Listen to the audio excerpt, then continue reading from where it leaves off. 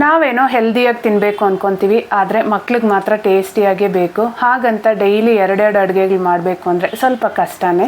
ಅದಕ್ಕೋಸ್ಕರ ಎಲ್ಲರಿಗೂ ಇಷ್ಟ ಆಗೋ ಥರ ಈ ಹೆಲ್ದಿ ಟೇಸ್ಟಿ ವೆಜಿಟೇಬಲ್ ಪ್ಯಾನ್ ಕೇಕ್ನ ಮಾಡೋಣ. ತರಕಾರಿನೇ ತಿನ್ನಲ್ಲ ಅನ್ನೋಂಥ ಮಕ್ಕಳಿಗೆ ಈ ರೀತಿ ಒಂದು ಸ್ವಲ್ಪ ಡಿಫ್ರೆಂಟಾಗಿ ಮಾಡಿಕೊಟ್ರೆ ಅವ್ರಿಗೂ ಇಷ್ಟ ಆಗುತ್ತೆ, ನಮಗೂ ಸಹ ಖುಷಿ ಆಗುತ್ತೆ. ಮೊದಲಿಗೆ ಒಂದು ಮಿಕ್ಸಿಂಗ್ ಬೌಲ್ಗೆ ಅರ್ಧ ಮೀಡಿಯಮ್ ಸೈಜ್ ಕ್ಯಾಬೇಜ್ನ ಸಣ್ಣದಾಗಿ ಕಟ್ ಮಾಡಿ ಹಾಕ್ಕೊಂಡು, ಹಾಗೆಯೇ ಸಣ್ಣದಾಗಿ ಕಟ್ ಮಾಡಿರೋ ಒಂದು ಈರುಳ್ಳಿ, ಒಂದು ಕ್ಯಾಪ್ಸಿಕಮು, ಒಂದು ಕ್ಯಾರೆಟ್ನ ಸಹ ಹಾಕ್ಕೊಂಡು ಸ್ವಲ್ಪ ಉಪ್ಪು ಹಾಕಿ ಚೆನ್ನಾಗಿ ಮಿಕ್ಸ್ ಮಾಡಿದ್ರೆ ತರಕಾರಿ ಎಲ್ಲ ನೀರು ಚೆನ್ನಾಗಿ ಬಿಟ್ಕೊಳ್ಳುತ್ತೆ. ಆವಾಗ ನಾವು ಹಿಟ್ಟು ಹಾಕಿದಾಗ ಚೆನ್ನಾಗಿ ಬೈಂಡಿಂಗ್ ಆಗುತ್ತೆ ಅಂತ. ಇದಕ್ಕೇನೆ ಅರ್ಧ ಇಂಚ್ ಶುಂಠಿ, 2 ಹಸಿಮೆಣಸಿನ್ಕಾಯಿನ ಜಜ್ಜಿ ಹಾಕ್ಕೊತಾ ಇದ್ದೀನಿ. ಹಾಗೆಯೇ ಅರ್ಧ ಸ್ಪೂನ್ ಜೀರಿಗೆ ಪುಡಿ ಅಥವಾ ಜೀರಿಗೆ ಇದ್ರೂ ಸಹ ಹಾಕ್ಕೋಬೋದು. ಹಾಗೆಯೇ 1 ಕಪ್ಪಷ್ಟು ಅಕ್ಕಿ ಹಿಟ್ಟು, ಅರ್ಧ ಕಪ್ಪಷ್ಟು ಕಡಲೆ ಹಿಟ್ಟು, ಅರ್ಧ ಕಪ್ ಗೋಧಿ ಹಿಟ್ಟು ಅಥವಾ ಜೋಳದ ಹಿಟ್ಟು ಯಾವ್ದು ಬೇಕಾದರೂ ಹಾಕ್ಕೋಬೋದು.